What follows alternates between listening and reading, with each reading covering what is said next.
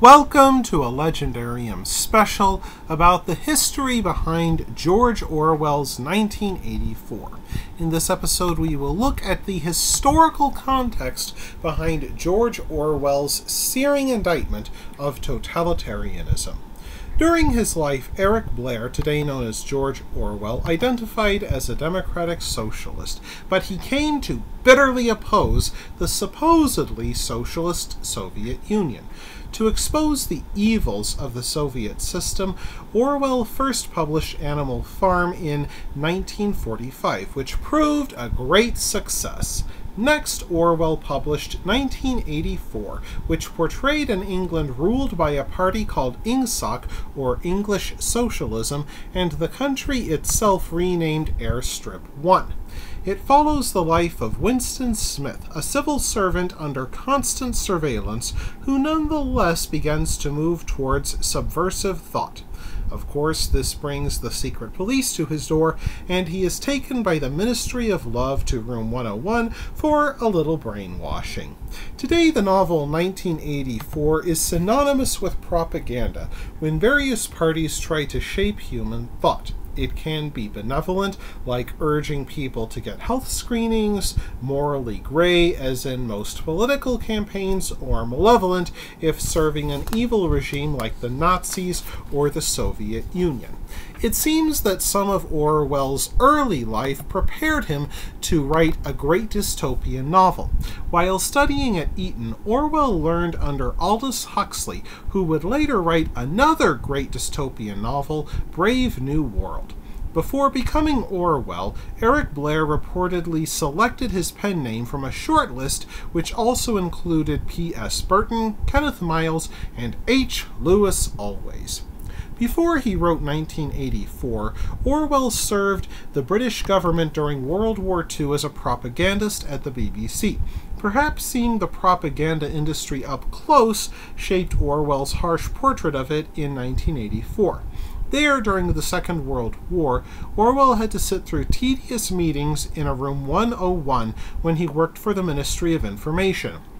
Indeed, the ministry served as the inspiration for the Ministry of Truth, where the novel's protagonist, Winston Smith, spends most of his working days. Room 101 has, of course, entered wider linguistic use as a term for something holding one's pet hatreds or worst fears.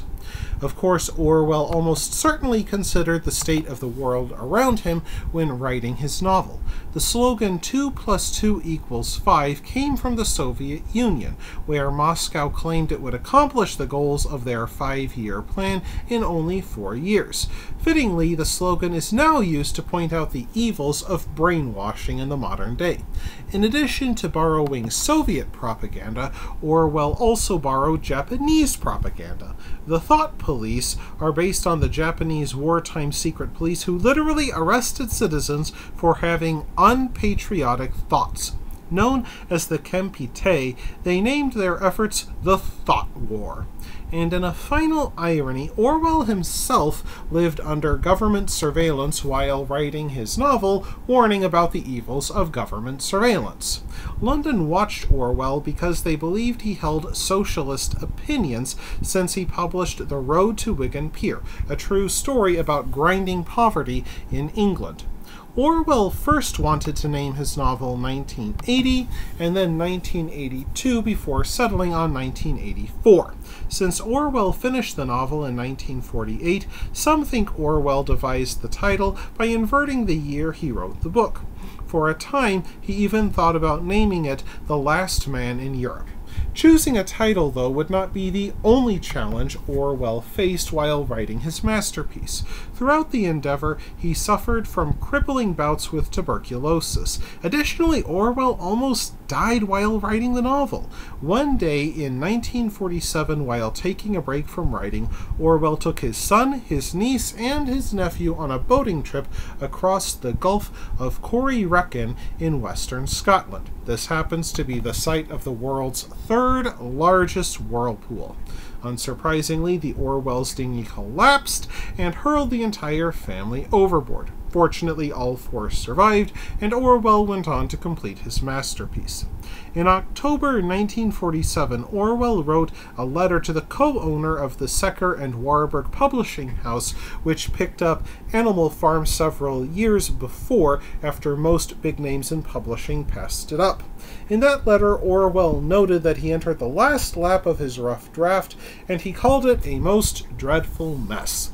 Nonetheless, Orwell completed the book the following year, 1948, of course, and transformed his mess into one of the 20th century's most important novels.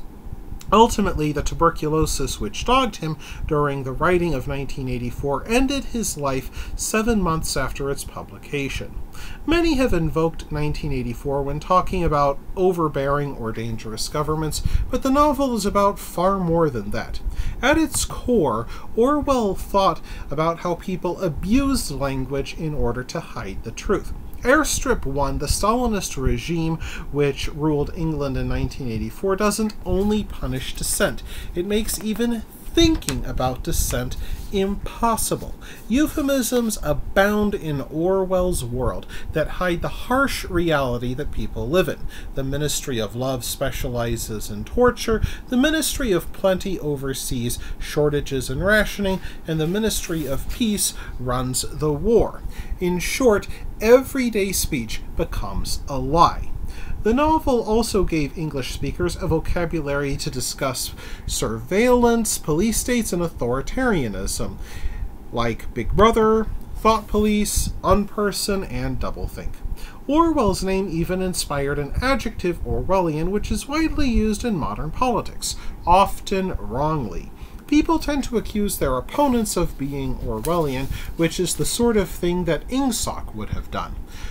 Though his book may be popular, Orwell's novel also makes the list of the world's top 10 most frequently banned books. Some ban it for what they claim are pro-communist points of view, others have banned it because of its supposedly being anti-communist.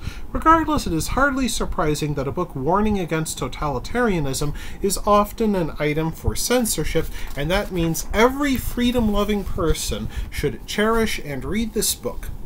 Thank you for joining me in this episode of The Legendarium. I hope you enjoyed it. If you did, press like. If you want to see more, press subscribe. And if you've got anything to say, let me know in the comments section. Thanks again for joining me, and I hope that you have a great rest of the day.